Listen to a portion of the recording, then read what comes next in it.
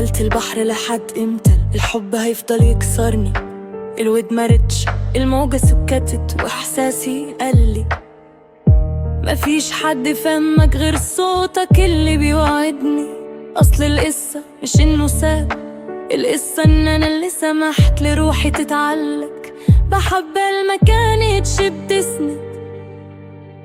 كنت فاكرة ان الونس ده بر امان، طلع مجرد فخ بيغرق. وانا اللي قررت دلوقتي اني ما اتحوط لكل الطرق اللي بمشيها بتوصل في الاخر لنفس السكون. لكل محاولاتي عشان ارجع نفسي بترد. الخسارة دي مش فراق رجل، الخسارة اني بصيت في المراية ومعرفتش مين الست اللي واقفة قدامي. مفيش حد مسؤول عن الوجع ده غير الروح اللي انا سبتها تستسلم وتنام. انا تعبت مني اعيش دور الضحية، دلوقتي انا اللي بمسك دفة قلبي وبقول خلاص يا ماضي سلام.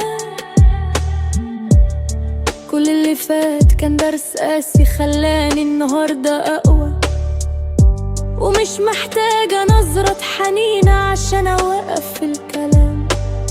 البحر ده مجرد شاهد، لكن الحقيقة إن القرار قرارنا. إحنا اللي بنكسر وإحنا اللي بنبني الأحلام. أنا دلوقتي حرة، حتى لو الكسرة دي لسه جوايا بتحلم، لسه بتفكرني إن الست اللي ما بترجعش